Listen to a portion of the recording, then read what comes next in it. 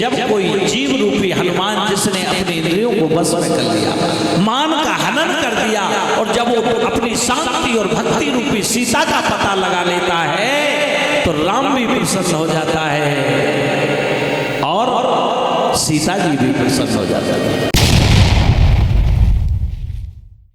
जिसका प्रेम भगवान से जुड़ जाए वो कभी अवगुणी नहीं हो सकता है।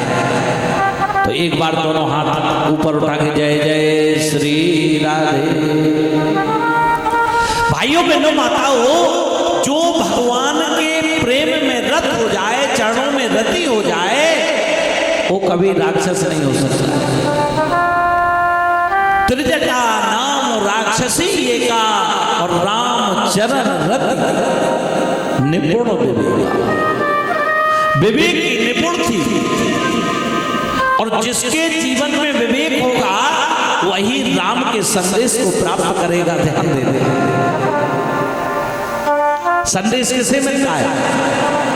राम का संदेश कौन प्राप्त करता है? जिसके जीवन में विवेक होगा। आज दुनिया अपने अपने इष्ट की भक्ति करती है। हम लोग भी सब गुरु भाई बैठे हुए, लेकिन क्या उस गुरु का संदेश सब समझते हैं? अगर उनकी भाषा समझ में आ जाए, उनकी क्रिया समझ में आ जाए तो जीव का कल्याण हो सकता है। एक सेकंड में त्रिजटा समझ गई और क्या कह रही है कि खरे आरूढ़ नगर 10 सीसा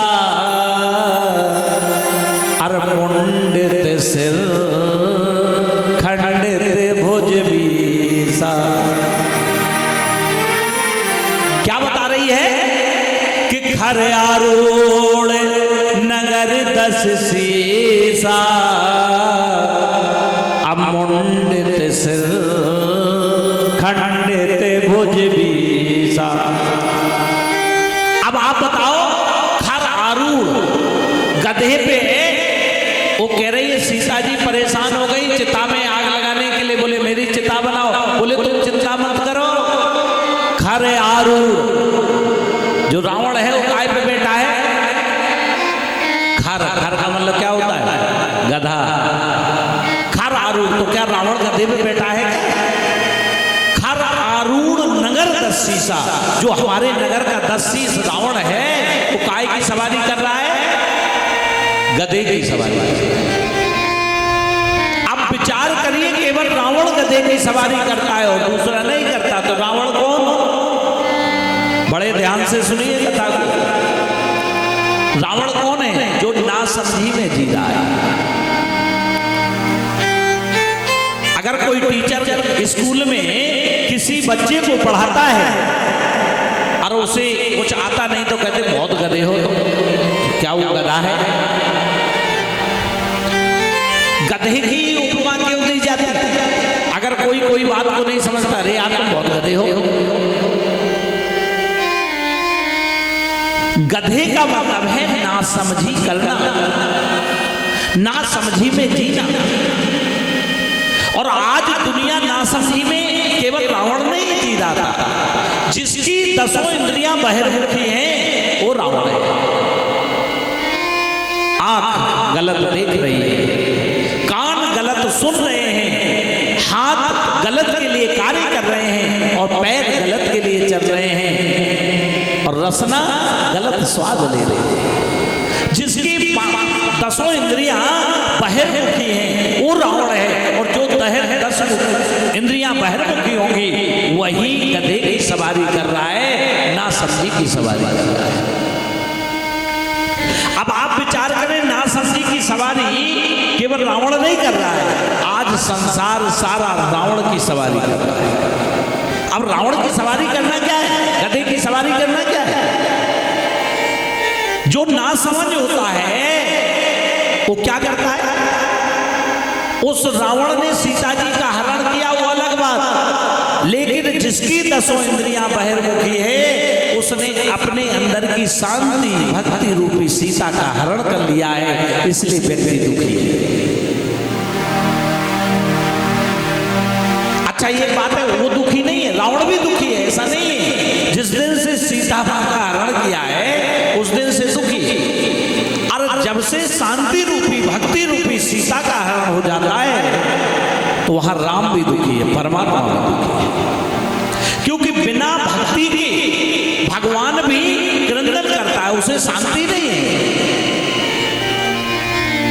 लेकिन जब कोई जीव रूपी हनुमान जिसने अपने इंद्रियों को बस में कर लिया, मान का हनन कर दिया, और जब वो अपनी शांति और भक्ति रूपी सीता का पता लगा लेता है तो राम भी प्रसन्न हो जाता है और सीता जी भी प्रसन्न हो जाता है। ये है सुंदरकांड।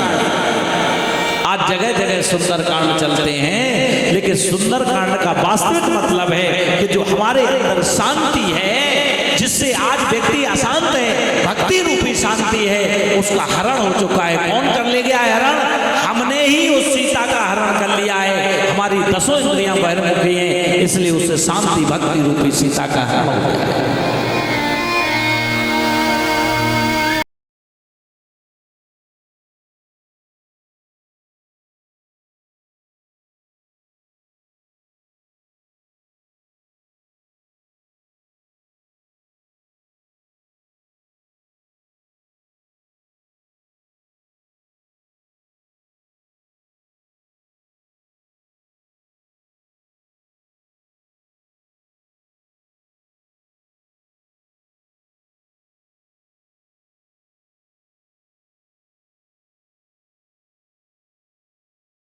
ये संतों की वाणी है, तो संत का क्षण और अन्न का कण कभी बर्बाद नहीं करना चाहिए,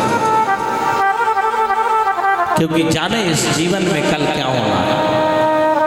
मैं तो ये कहता हूं कि अपने जीवन को ऐसा जियो, हर पल को इतने आनंदित के साथ जियो, इतने कर्मों की उत्कृष्टता के साथ जियो कि हमें अगले पल की चाहत ना रहे, अगले पल की इच्छा मत रखो, ऐसा जियो। अगले पल को किसने देखा? अगले पल को किसी ने देखा नहीं, इसलिए अपने जीवन को ऐसा जियो।